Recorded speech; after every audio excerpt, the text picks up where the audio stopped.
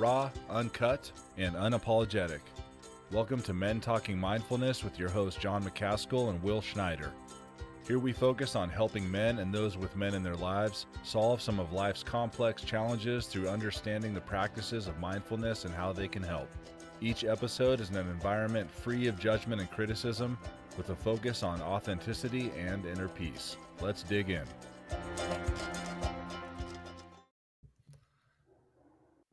Welcome to the show. Hey, check this out. We're going to start with this quote. The relentless pursuit of high self-esteem has become a virtual religion. Our ultra-competitive culture tells us we need to be consistently above average to feel good about ourselves, but there's always someone more attractive, successful, or intelligent than we are. And even when we do manage to grab hold of high self-esteem for a brief moment, we can't seem to keep it.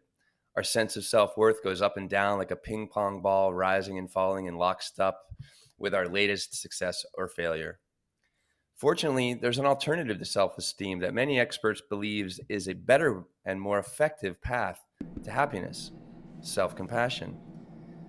The research by Dr. Kristin Neff and other leading psychologists indicates that people who are compassionate towards their failings and imperfections exercise greater well-being than those who repeatedly judge themselves. This is a quote, was the back cover of our guest book, Dr. Kristin Neff, Self-Compassion, The Proven Power of Being Kind to Yourself. And it goes on to say, this book powerfully demonstrates why it is so important to be self-compassionate and give yourself the same caring support you'd give a good friend. Welcome back to Men Talking Mindfulness, everybody, where each episode, John over there, my co-host in Colorado Springs, and I break down an aspect of mindfulness and making it meaningful to you. This week, we're going to take a deep dive into the proven power of being kind to yourself with best-selling author Dr. Kristin Neff, who is currently Associate Professor of Educational Psychology at the University of Texas at Austin. Dr. Neff is a pioneer in the field of self-compassion research, conducting the first empirical studies on self-compassion nearly 20 years ago. She has been recognized as one of the most influential researchers in psychology worldwide. Along with her colleague, Chris Germer, she developed the empirically-supported Mindful Self-Compassion program and co-wrote the Mindful Self-Compassion Workbook. Her latest book is Fierce Self-Compassion: How Women Can Harness Kindness to Speak Up, Claim Their Power, and Thrive. In this episode, we are going to cover the principles of self-compassion and also some exercises that can help us develop more of it. What is common humanity and how it helps us develop self-compassion? The difference between self-compassion and self-esteem, and how women are socialized not to be fierce and men are socialized not to be tender. I'm stoked for this episode. In case you can't tell, Kristin, it is an honor to have you here today. Thank you so much for joining us. John, as always, great to see you. How's life over there in Colorado Springs? It's beautiful. It's still chilly out here, and I know before we hit record, you and Kristin were talking about that it's warmer where you guys are already. That said, we have our Mindfulness Adventure Retreat coming up May 18th through the 21st in upstate New York. And we still have some space, though it is limited, so sign up quickly. If you sign up before March 18th, you'll save $200. So if you go to mentalkingmindfulness.com/retreat, you can sign up for that. And we've also started a weekly newsletter to help you live a happier, healthier, and more stress-free 2023. And we're giving away a free mindfulness workbook with that. If you'd like a copy of that workbook and subscribe to the newsletter, simply text the word mindful to the number 33777. Again, that's mindful to the number 33777. And then lastly, if you want to subscribe to our YouTube channel, just go to www.youtube.com/@ Men Talking Mindfulness. All right. And we are so excited to get this started. Let's start with our opening practice. For those of you who are joining us for the first time, we do an opening practice to ground ourselves, to ground you guys as the audience, and to hopefully help our guest get grounded too, though I'm sure, Dr. Neff, you're, more grounded than we are, because we are so excited to have you here with us today. But if you are listening live or later, get comfortable, whatever that may look like for you. Get into a position that is both comfortable and safe, and that's physically and psychologically for yourself. And simply just bring your attention intentionally to your breath, noticing the physical aspects of your breath. The rise and fall of your diaphragm, the expansion and contraction of your belly and chest,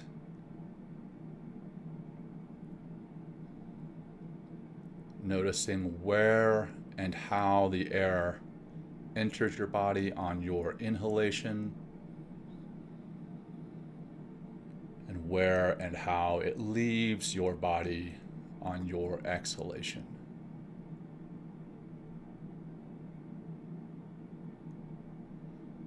Picturing breathing in positivity and life on your inhalation,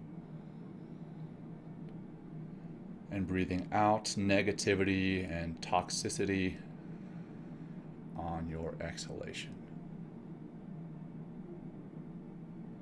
And we'll close with 2 deep cleansing breaths together. Begin by emptying your lungs, breathing out all your air, bringing your navel to your spine. Deep breath in, ideally through your nose, filling your lungs all the way to the top. Hold and release, release, release. Holding empty at the bottom. Last deep breath in, filling all the way from the bottom to the top. Hold and release. And as you release, bring some motion back into your body. Maybe wiggle your fingers, roll your shoulders, roll your neck. And if your eyes were closed, go ahead and open them back up. And now we are ready to kick this off. Will, I'll turn it over to you to start. Awesome. Hey, again, thank you, Kristin, for joining us today. So you've dedicated your life to studying self-compassion. Like, what has sparked your interest in it? Well, first of all, thanks, Will and John, for having me on.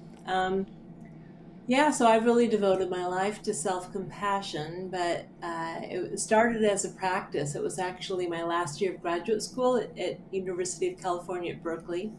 And it was a really hard time in my life. I had gotten a divorce recently, and I was feeling a lot of stress about after getting my PhD, would I get a job?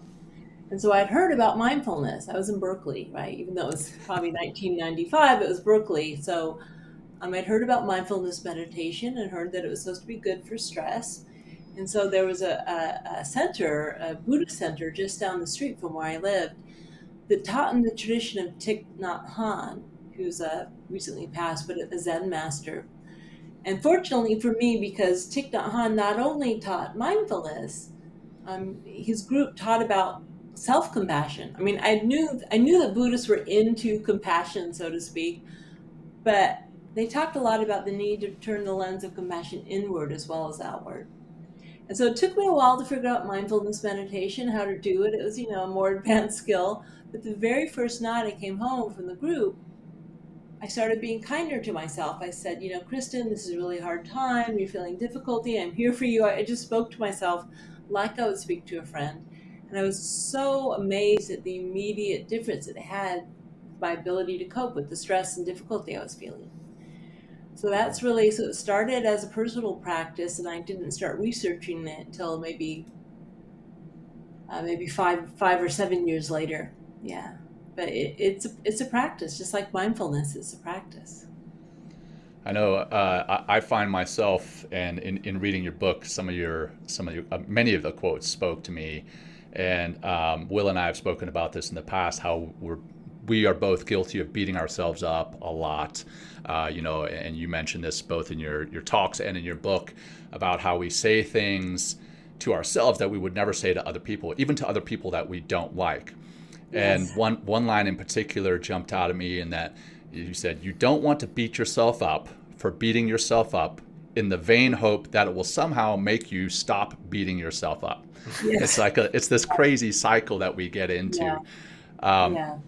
But in talking about self-compassion, can you help our listeners understand the 3 steps or 3 parts of self-compassion? Where are they and how do we practice them? Right. Yeah. So the most obvious aspect of self-compassion is kindness. And so the way I define it, I actually define it as being kind, warm, and supportive as opposed to harshly judgmental. So you're basically replacing the uncompassionate behavior with the compassionate behavior. But it's actually not just kindness from my point of view. Like people say, well, what's the difference between self-compassion and self-love?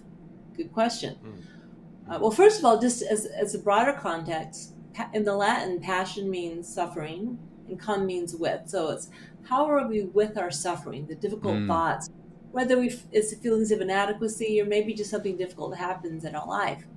So the way I've defined it, we're with it in these three main ways, and they really all have to be there. It's like a three-legged stool. Yes, there's kindness, but really essential to self-compassion is mindfulness. So mindfulness is actually interwoven with self-compassion. We can't have self-compassion without mindfulness because we need to be able to turn toward and be with the pain with mindfulness in order to give ourselves kindness. Right? Could you imagine if a friend called you and said, "Oh, I'm really upset, I need some help," and you're like, "Nope, too busy," or you started just talking over your friend and didn't let your friend talk. So actually that it's not an accident that I learned about self-compassion while learning mindfulness, because we need to be with the balance of mindfulness. We don't ignore, we don't suppress our pain, but on the other hand, we don't get lost in it. We don't get carried away with it. There's like there's a balanced space that mindfulness provides toward the pain. That's really kind of the first temporal step of self-compassion. And then, we intentionally give ourselves warmth and kindness. You might say mindfulness is the space, the kindness is the warmth, the care. So we intentionally call it up. And then this is the third element that needs to be there is connectedness, right? So the remembering that we are not alone. And if you're really to unpack this, like especially from a Buddhist lens, it actually starts going down to the idea that we're separate selves, disconnected from the world, is actually an illusion. You don't even have to take it that deeply, just at the level of everyone isn't perfect, everyone struggles, and we know this logically. But what happens when we're suffering and we're struggling is it feels like everyone else is leading a normal, perfect life, and it's just me who's made a mistake, or just me who's struggling in this way. And so the sense of interconnectedness is, and really compassion, if you think about it, compassion for others has this inherent interconnectedness in it, as opposed to pity. If I pity someone, I'm looking down on them, I feel separate. If I have compassion for them, it's like, oh yeah, I've been there. The exact same thing with self-compassion. So it's not self-pity, it's not poor me, woe is me. It's, well, life is difficult for everyone. Yeah, for some people, it's not like all suffering is the same or manifests the same way, but this is what actually connects us. It doesn't separate us. And so from my point of view, you really need all three to make this a stable and healthy mindset. Could we go a little bit deeper into, with that second piece of that interconnectedness that you're talking about, or one of the principal elements is I'm working through self-compassion training now and using it as a tool, to help. It's really been helping me, like you said earlier, it's just like to really be kinder to myself and it's such a simple tool, but so incredibly effective when you really use it, become aware that you are suffering. Right. Yeah. What I'm learning is second element is to draw forth common humanity. So meaning that interconnectedness is I'm not the only person that has ever suffered this way. And in learning that aspect of common humanity, I was like, whoa, it really just took a tremendous amount of pressure, tremendous amount of all that self-loathing, or I was even kind of harder on myself when I can't really see out of the fog of my latest beatdown, self beatdown, if you will. Can you just dig a little bit deeper into why this common humanity is just such a powerful tool as part of this principal element within practicing self-compassion? Yeah, so it's actually there's a lot to common humanity. It's actually the wisdom component of self-compassion. Right, so there's space, there's a warmth, and then there's the wisdom. So in a couple of different ways. So one is at the very simple level that when we feel all alone, when we feel isolated, especially for human beings, it's incredibly scary. right? Evolutionary biology, they say a lone monkey is a dead monkey. So when we feel Yeah. like it's just us, we're isolated, we're different, there's something wrong with us, it's like we're adding insult to injury, because not only are we struggling, when we shame ourselves and we cut ourselves off from others mentally, it just makes it a lot worse. So you might say, kind of at the very basic level, what it does is we feel that there's nothing wrong with us for making mistakes. Everyone makes mistakes. That's how we learn. Yeah. There's nothing wrong with us for having even difficult situations. They're part of the human experience. It's what it means to be human. So immediately, as you say, it takes some of the pressure off when we realize, okay, it's not just us. But if you were to take it even deeper, so I told you I was studying with Thich Nhat Hanh. At the time, I was developing my ideas about self-compassion, and he uses a term called interbeing. So in other words, or sometimes they talk about interdependence. It's not just I'm not alone. It's also recognizing that we blame ourselves for everything as if we had control. It almost feels better to say, I should have done that, than to realize, well, actually, I tried my best and I couldn't, which is like the truth of things. Yeah. It's not in our control. It's everything we experience is related to countless, innumerable causes and conditions. Our genes, the weather, politics, the stress, what we ate that day. I mean, they're just limitless.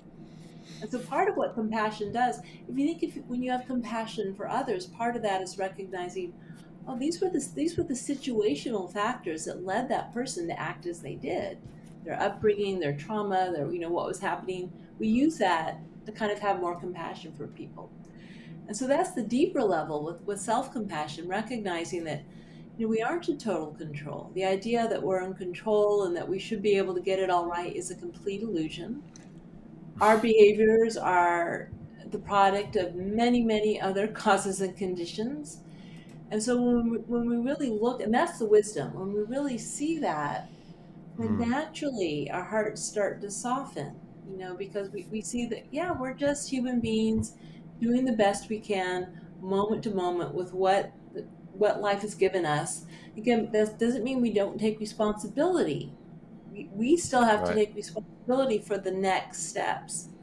But the past is not really our fault. Right. It's not our fault, but it is our responsibility. We accept that this is what's happened, and then our responsibility is, as we go forward, to try as best we can not to cause ourselves and others suffering. So that's really where it starts leading. So you can see it's very, very deep.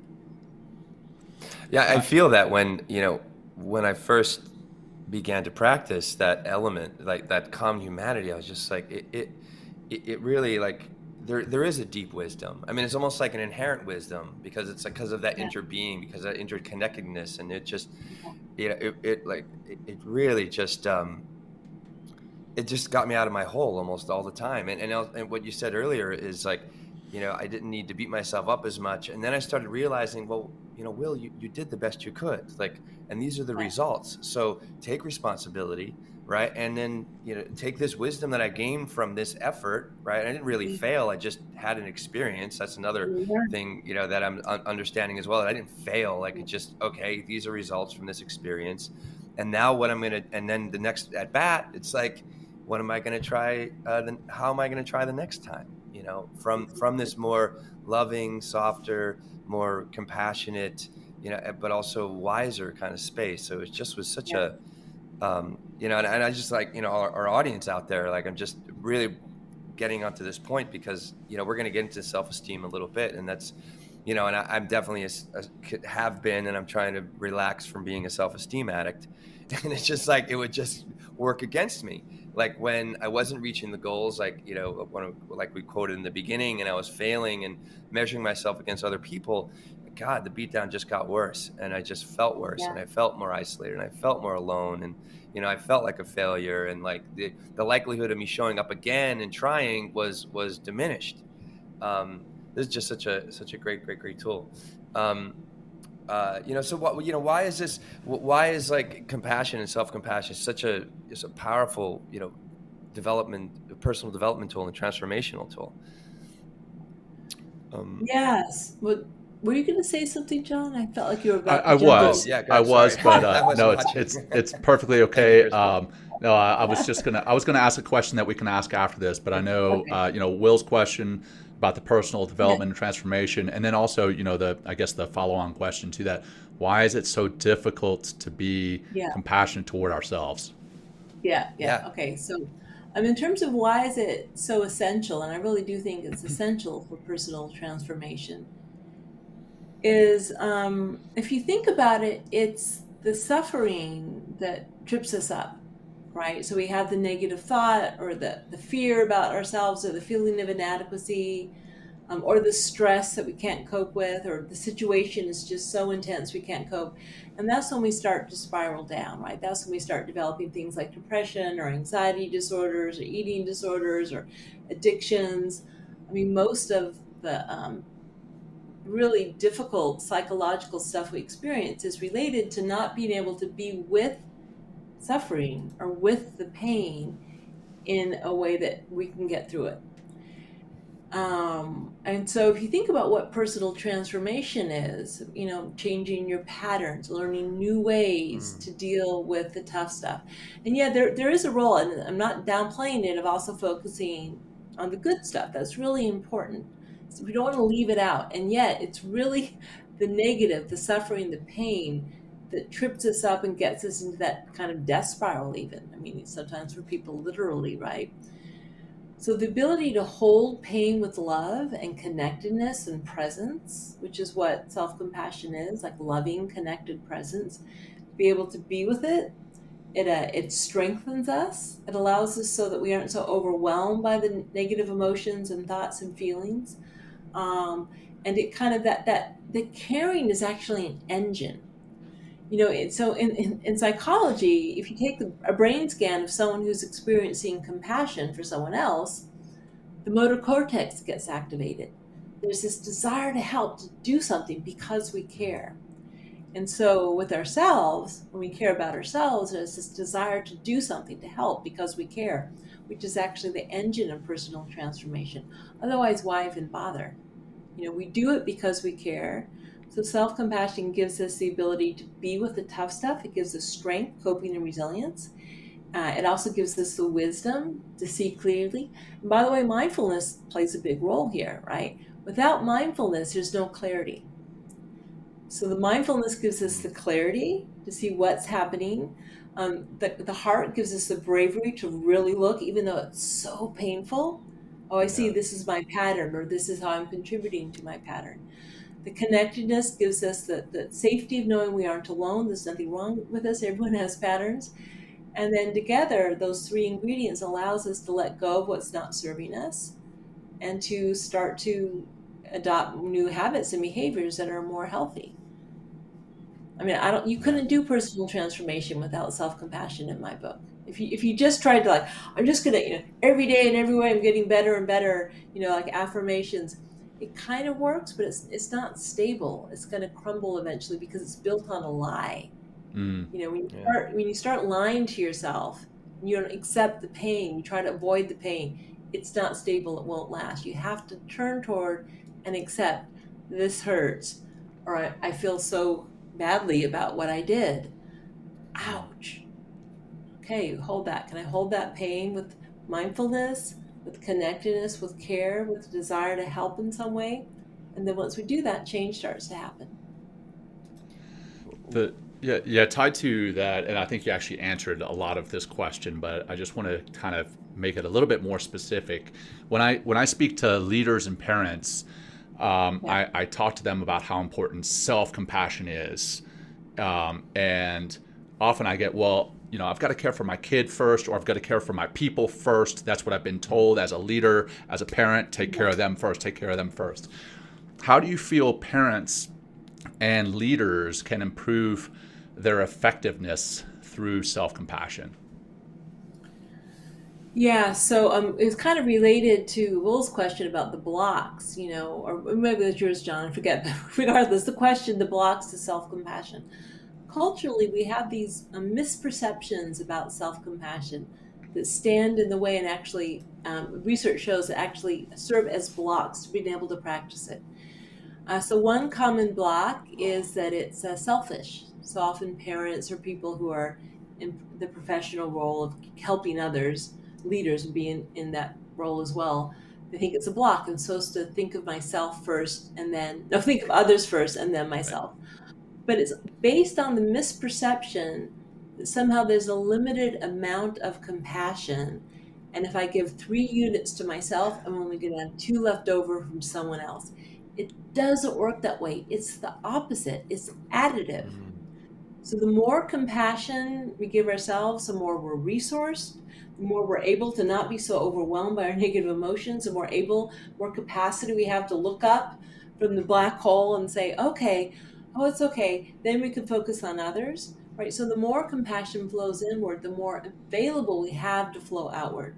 So for instance, there's a lot of research showing that self-compassion prevents burnout. If you give and you give and you give and meet others' needs first and forget your own, your cup will run dry, guaranteed. Right. Not now, then at some point in the future. So by resourcing yourself, including for the pain of having to care for others or deal with other people's issues, and you give yourself kindness, compassion, warmth, support, connectedness, that actually what allows us to keep going and to continue to give. For leaders, actually what we show in research, the biggest block to self-compassion worldwide, it's amazing, is people really think we need to be hard on ourselves to motivate change. But can't you be too self-compassionate, which basically means, but aren't you being complacent if you just say, oh, whatever, I did my best, it's okay, People really think that because they forget that the engine of compassion is the desire to alleviate suffering. And if you're complacent and you don't try to change an unhealthy behavior, you're causing suffering. You aren't alleviating suffering. Self-compassion is a better motivator than self-criticism because self-criticism kind of works. People wouldn't, a lot of people got through law school or med school through self-criticism, but it works the exact same way going back to parents that harsh criticism of children works. If you're very hard and you say, I'm going to ground you forever, I'm going to yell at you and shame you, that kid will be frightened of you, and they probably will work harder on the short term to try to achieve so that they don't get the wrath of the parents. But hopefully there's a lot of downsides to that. The kid may develop performance anxiety, which actually undermines performance, may develop fear of failure. They're going to take learning risks because the consequences are too great. Shame is not exactly a get up and go mindset. Shame, blame, like it takes up so much energy. It actually works directly against your goal of achieving what you want. So we have a paper, should be coming out soon.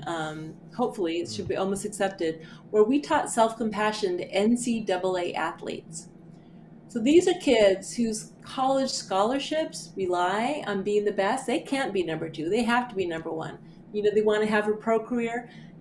Second best isn't good enough. Self-compassion doesn't mean you don't try to be number 1. What it means is if you fail to be number 1, instead of saying, oh, I'm a failure, I hate myself, you say, okay, that didn't work out. How can I change so that I do get to where I want? And so we taught athletes, NCAA athletes, self-compassion. We taught them to use it as a form of feedback. Okay, it happens. This is how I learn. What can I learn from the situation, the failure, and the sport or training routine? And it actually improved their performance, both self-rated performance and coach-rated performance, because it gave them the emotional resources and the space to actually see clearly, oh, I see that's not working for me. I can see, actually, I don't have to blame other people. No, that's right. It gives you the safety to see exactly what's not working, and it gives you the motivation to try to change it. I'm sure it reduced their anxiety around it. So first of all, a little bit of anxiety. It's not like we don't want any anxiety. A little bit of like, oh, okay, it's really important to me, it's okay. But when it's like, when it gets too much or when it's linked to shame, it's actually demotivating. We cannot learn when we're feeling shame. It's such a debilitating mind state. Right. So it's like, okay, that wasn't good enough. And that's true. It wasn't good enough. But just because it wasn't good enough doesn't mean you're not good enough. Just because your game wasn't good enough doesn't mean that you're not good enough. And so that safety that I'm good enough, even if my game isn't, gives you the ability, okay, well then how can I improve my game? How can I make it better? How can I learn? How can I grow? Whatever. So it's Something, really breaks my heart. It's completely counter to reality, that fear. If I don't know if you guys remember the movie Dodgeball, the comedy movie Yeah. Dodgeball. Well, in the movie, and it's satire, but there's a scene in the movie where this owner of the gym, his commercial says, it's not our fault that you don't hate yourself enough to do something about your body. And as funny as that sounds, that's kind of the monologue that so many of us have in our head. Yeah. And it can be, like you said, it can motivate us for sure, but it can also be so detrimental to our psyche and our hearts. And I love the self-compassion way of taking that and saying, you know what, you may have missed the mark on this, but that's okay. What did you learn from it? And move forward. And you're still a beautiful human being, right? And we're all in this together. I don't know how effective that would be for a gym slogan, but anyhow, I'll turn over to Will. He's got more questions. Well, no, it's interesting at hearing you talk about compassion and about even like athletes or anybody that's like high performance or anybody that creative life or they're really trying to, put their best foot forward in order to, excel at anything. In that if you're shaming yourself or like, I played basketball through college and did not have the best coach, and he was always like a shame tactic. And, and now this conversation, it's like shame puts me outside that interconnectedness, puts me outside of the group, right? And therefore I feel disconnected, and therefore I'm trying to get back in, to the good graces of the coach. Whereas looking at any attempt, whatever you do, as an attempt, as an experience, and learning from that, staying, within that interconnectedness, it keeps me, instead of like shame just puts me into like a mind game, just like, it just keeps it keeps going around, and I keep shaming myself even more, and then I'm beating myself even more. And like, whereas like compassion, it just puts you right into the seat of your conscience, which is your heart, puts you right into your heart. And that heart is that unifying energy. This is what I'm learning through, the course I've been taking. And it's like, and I'm also experiencing it in my own life. It's like when I'm sitting in my heart, it's like, that's where the kindness is. That's where I can begin to learn. That's where I can connect, and not just to other people, but like almost like a higher consciousness at the same time. And it's just so powerful, compassion. Why don't we go into, unless you didn't want to say anything about that, Kristin, or we can go into that comparison between self-compassion and self-esteem. I think would be a big wake-up call for a lot of our listeners to learn about that distinction. Yeah. So defining terms. So I already defined self-compassion as a way of relating to your suffering with kindness, mindfulness, and connectedness. Self-esteem is a positive judgment of worth, and it's kind of an evaluation. The word esteem, do I esteem myself highly or poorly, or am I somewhere in between? And so they both provide a sense of self-worth, but the self-worth of self-esteem is contingent, almost always. It's usually contingent on success, right? So I esteem myself when I'm successful, not when I fail. Or it's contingent on other people liking me, right? Or looking a certain way, or being good at the things I value, whether it's sports or music or whatever your whatever domain you care about. And it's comparative, right? So it's not okay in American culture to be average. If I said, hey, this is an average podcast, let's face it, you guys are not feel good about that. If you say my work's average, I'm not going to feel good about that. It's really built into our culture that it's not okay to be average. So what that means is we're always kind of looking we're looking to other people. When we feel other people outperform us in some way, we feel bad. We feel kind of good. If like, oh, they aren't just so, that's the ego jockeying for a position. And it causes a lot of harm, and it's unstable, right? Like I said, it's like a ping pong ball, because it depends. So self-compassion also provides a sense of self-worth, but it's unconditional, right? In other words, I am okay regardless of whether or not my behavior is good or bad, or I achieve or not. So it's like it's a constant friend. When you succeed, it's there, okay, good job. But when you fail, it's also okay. Well, that's all right. Just try again.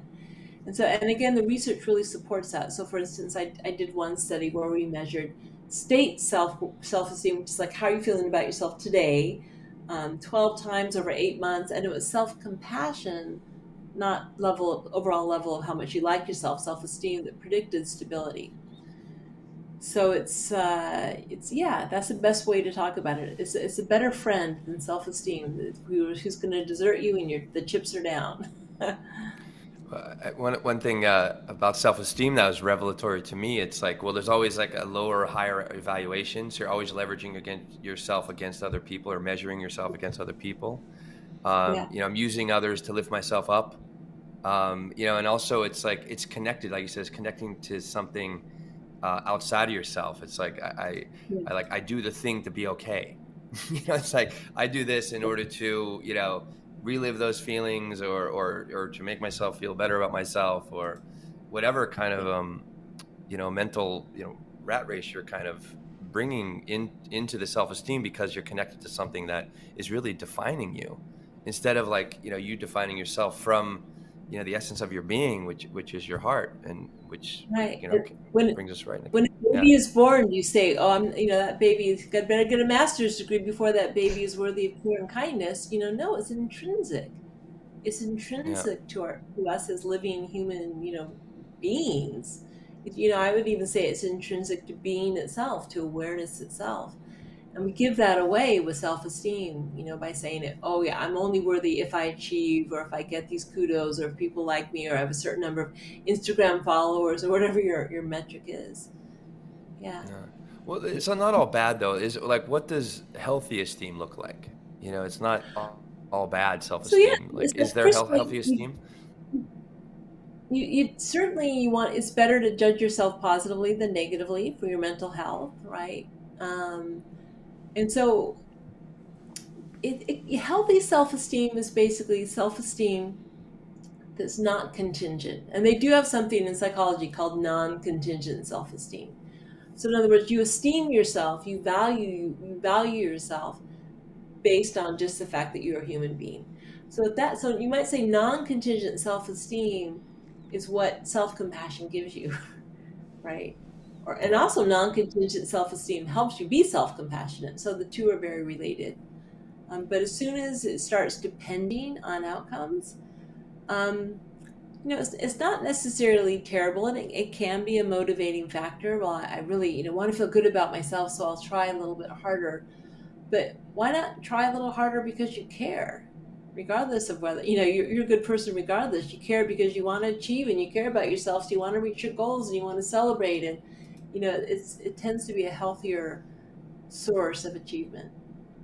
And you're going to achieve more with self-compassion than you are with self-esteem anyway. Because you've seen it ad nauseum. We learn from our mistakes. Failure is our best teacher. And it is true, and we forget it. We know it's true. Yeah, okay, I know, but I don't really want to believe it. I don't want to really accept that truth. It is true, like it or not. We learn from our failures. Yeah. And so self-compassion is what allows us to learn from our failures and mistakes. That's why it's so incredibly useful. And in business contexts and corporate contexts, when it's okay to make mistakes. Now, it's not okay to make a mistake and just say, oh, well, I made a mistake, la-di-da. Because if you don't take responsibility for trying to better the next time, then that's not healthy. Right. But saying, I shouldn't have made a mistake, like, oh yeah, what planet did you come from? Exactly. That's not how we learn. And right. There's actually research that shows that leaders that model that, for instance, are much more respected by their employees. A leader who can say, wow, I blew it. I take responsibility. Doesn't mean I'm bad. Happens. Okay. And here's the key part. What are we going to do differently next time? And that desire, that is the motivational engine of self-compassion, the desire to alleviate suffering. But because we care, not because we're inadequate or unworthy. And leaders who model the opposite, if they don't accept their own failures and admit them and learn from them, then they're modeling a culture where failure is not an option, is not acceptable, and people are scared to take any type of risks or stick their neck out there at all. They blame each other, and they don't Right. take responsibility. And that's when you start really getting into a toxic work environment. Yeah, When it's absolutely. all really competitive, no one takes responsibility, backstabbing, lack of communication. It's not a healthy business environment if people don't feel free to tell each other the truth and communicate, because then you're limiting the amount of information that's available to you. Right. You get people hiding things, hiding their failures, hiding their inability to meet deadlines, falsifying records and everything. I mean, it just goes down. But coming back to, right, yeah. The difference between self-compassion and self-esteem, you mentioned comparative. Yes. In your TED talk, you mentioned the epidemic of narcissism and bullying. Can you tie the self-esteem to the epidemic of narcissism and bullying, and what can be done about this?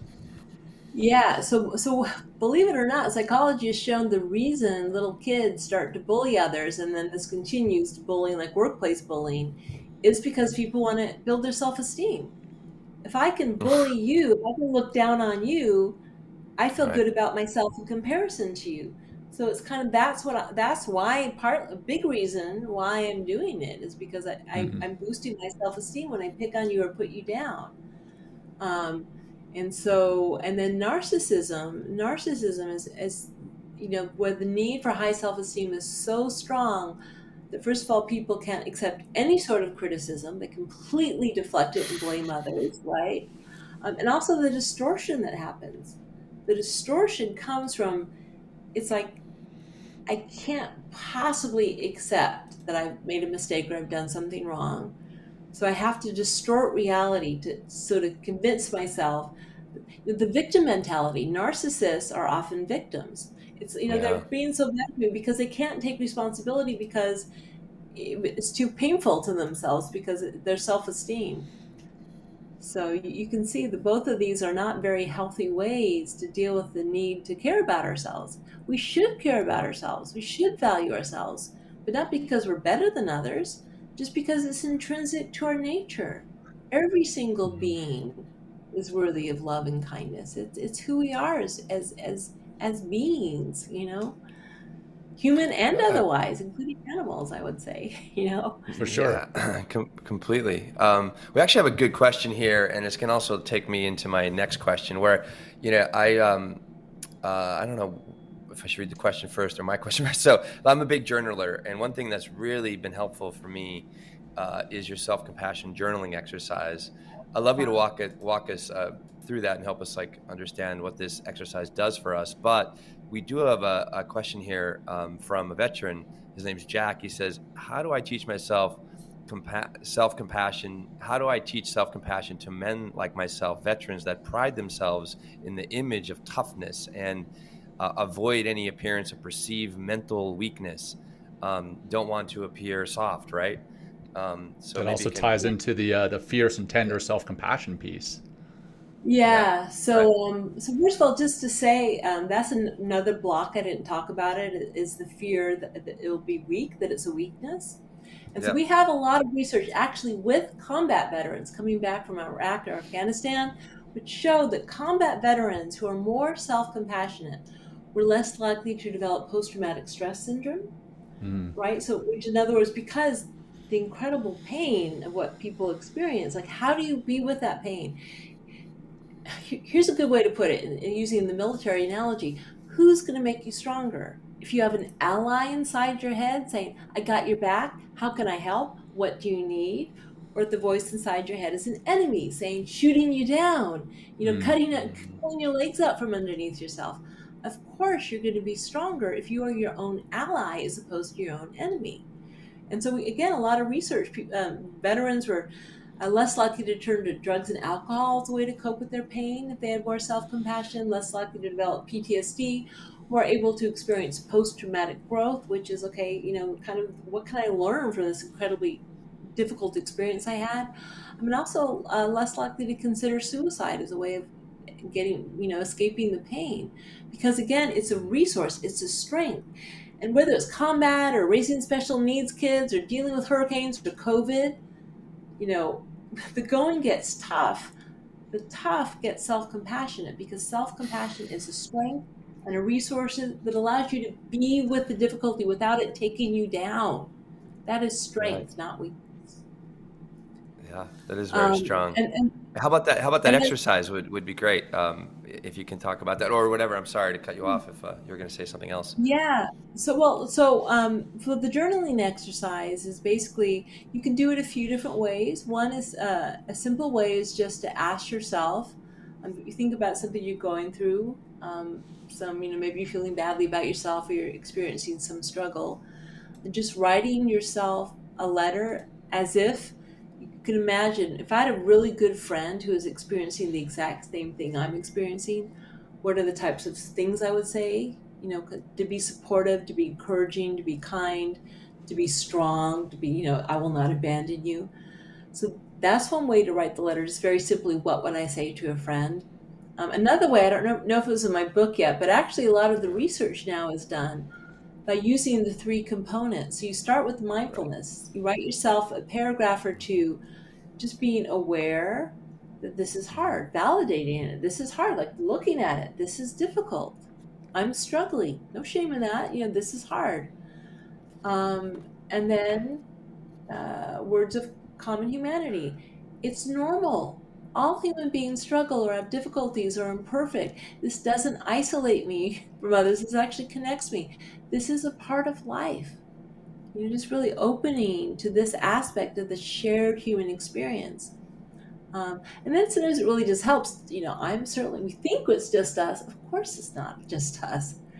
And then some words of kindness, right? Some words of, again, the kindness, the support, the warmth, like the type of thing you would say to a good friend. So sometimes it helps to explicitly bring in the mindfulness and the common humanity, although it's not necessary. And then, so you had mentioned before about the strength thing leading to the difference between fierce and tender self-compassion. So I think it's really important to bring up that point. Yeah. So there are 2 sides of self-compassion. There's what I like to call the tender and the fierce. The tender self-compassion is about acceptance. So the accepting side of self-compassion, first of all, is accepting ourselves. We're unconditionally worthy. Our behavior maybe has some issues, but we as human beings are worthy. We can accept ourselves, and we need to accept our difficult emotions, right? We can't control them. This has arisen. This is where the mindfulness comes in. We need to accept that it's here without resistance. Otherwise, we're going to make it worse. So we accept ourselves and we accept our emotions tenderly, just like a parent who holds a crying baby. You hold that child, you let that child know you're there for them, and the child will eventually start to calm down. This is the healing power of self-compassion. But there's also fierce self-compassion. This is like, so if tender self-compassion is mama, I metaphorically, fierce self-compassion is mama bear, right? Whether or not you have kids, regardless of gender identity, mama bear, that like, if you threaten my kids, watch out. So that energy of protection that comes from care, right? It's protection, providing, think about with our kids, we may work 2 jobs, we do anything for our kids, that the energy of actually doing something to meet others' needs, and then motivating change. You would not be a very good parent if your kid wasn't potty trained by like age 10, So we motivate our kids, we provide for them, we protect them. So that energy, that's fierce self-compassion, because that's taking action in the world. So we accept ourselves, but we take action towards our behaviors and our situations. If we're doing a behavior that's harmful, it's not compassionate to accept that behavior. We want to change it.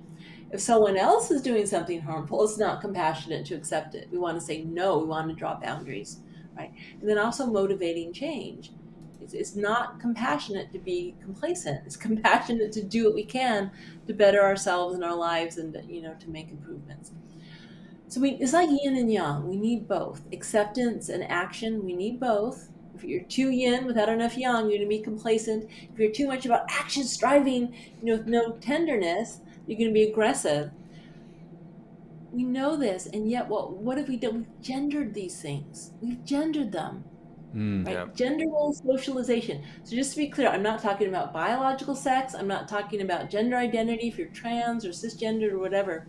Gender role socialization. boys are told they can be fierce, they should be fierce, they should take action. Even though all the toys are action toys.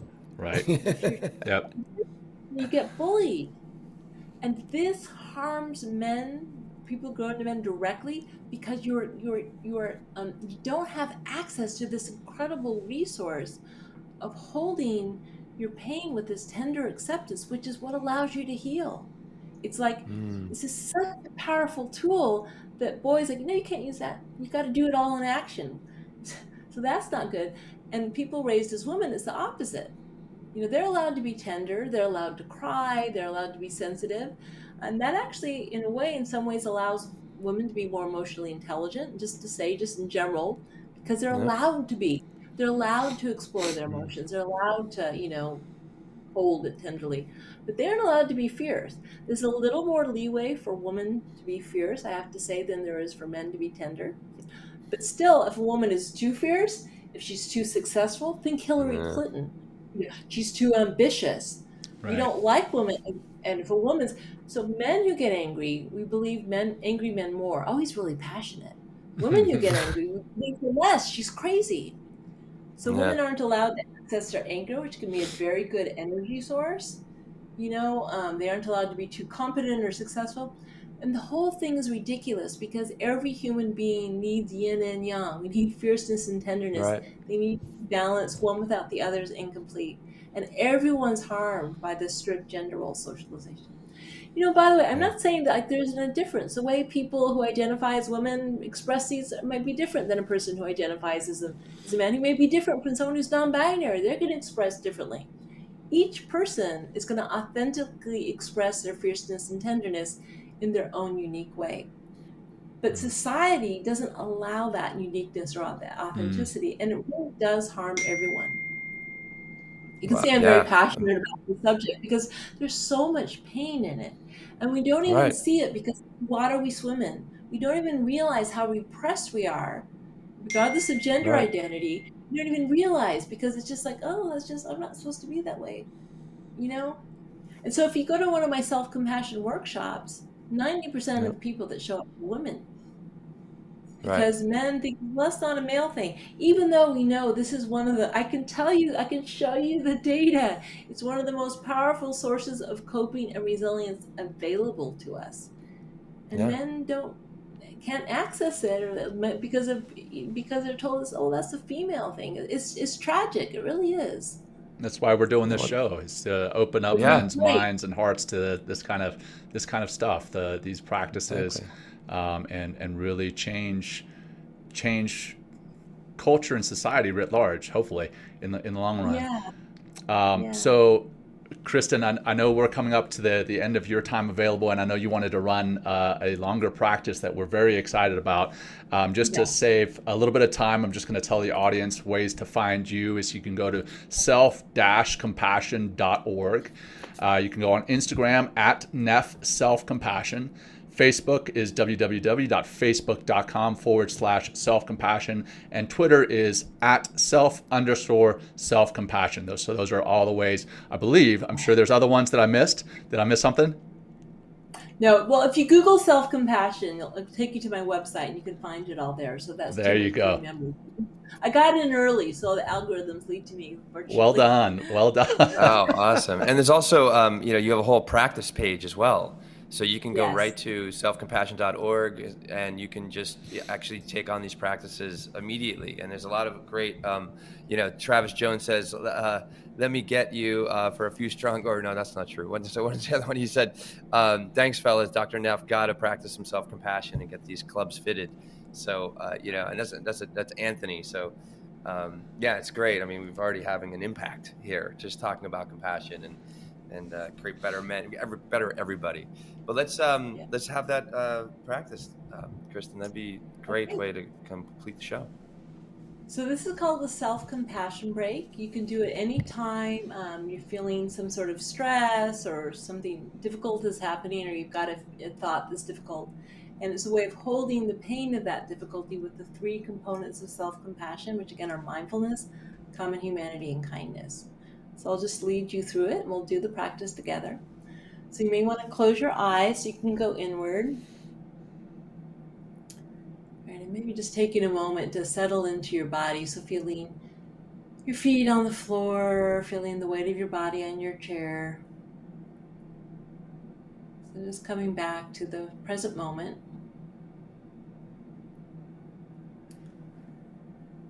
And I would like you to think about some situation in your life right now that's difficult, right? Maybe something stressful is happening to you. Maybe there's a relationship issue or something going on at work. Maybe a physical challenge. Or maybe you're struggling with, you're just feeling badly about yourself or something. And by the way, try not to choose something that's so difficult that it's going to be super overwhelming because you won't be able to learn the practice. So something that's, mild to moderately challenging, difficult. Just play it out, what's happening, what's going on. It should feel a little uncomfortable as you think about it, but again, not overwhelming. If it's overwhelming, choose something a little easier to work with.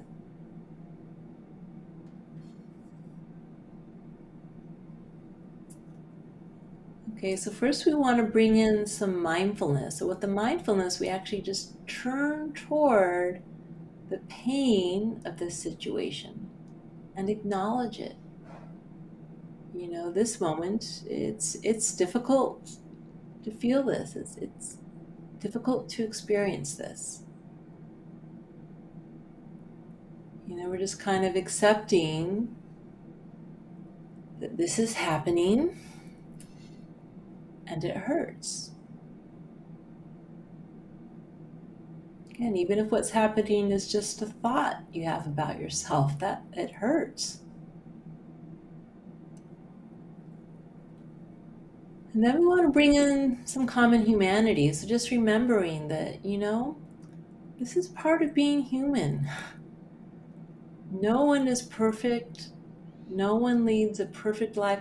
There's nothing wrong with you or abnormal about experiencing this situation. And in fact, it's part of life. It's what makes you a human being like all human beings.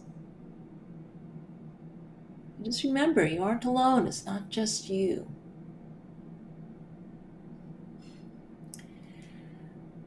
And then we want to bring in some kindness, right? Some encouragement, some support, right? So what does that mean? Just kind of being there for yourself. You might imagine like this ultimate, great, supportive coach who sees clearly, doesn't bullshit you, sees clearly what's happening, but is really supportive, who believes in you. Like, what would a really good, supportive coach say to you about this situation? I'm here for you. It's going to be okay. You'll get through this. You're a good person just as you are. You're doing your best.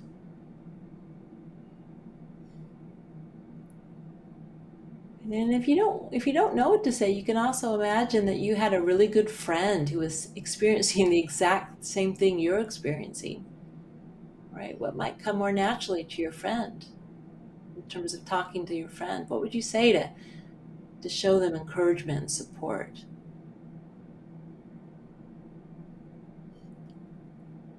And then just try saying something similar to yourself.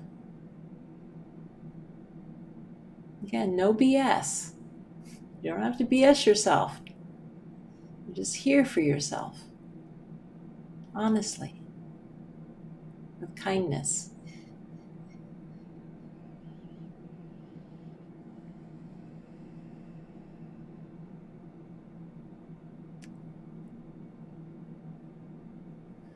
Okay, and then when you're ready, you can open your eyes. Oof. That was fantastic, Kristin. That I needed that big time. You see how it changes the way you relate to something. Absolutely. Almost immediately. Absolutely. Fantastic. Thank you. I enjoy that, it's the objective, you're kind of, instead of it being you, telling yourself something kind and something, soothing, it's like someone else.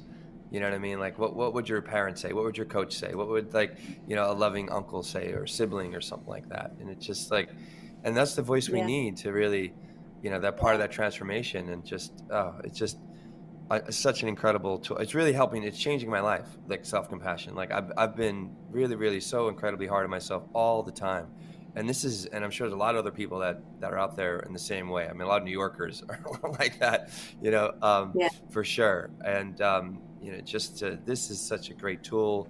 I mean, thank you, Kristin, for, taking your time today, for, being the pioneer and bringing self-compassion to more people and more places and to the world, and for your great book as well. I mean, her book, Self-Compassion, is it's an easy read, great read, loaded with a lot of exercises. And, if you want to really, improve yourself and your relationship to yourself, then self-compassion's the way, in my experience. And I think we're going to be hearing a lot more of it as we go forward in our lives. So, yes. Awesome. Thank you so much, Kristin. Anything before we go? Thank you so much, Kristin.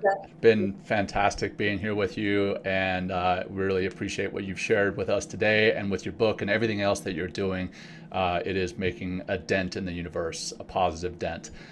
So thank you for that. For our audience, thank you for tuning in today live, and for those who are listening later, if this particular episode has resonated with you, or if it's really hit home with you, please share it with your family, friends, whoever else may benefit from it, because I think that we all can benefit from it.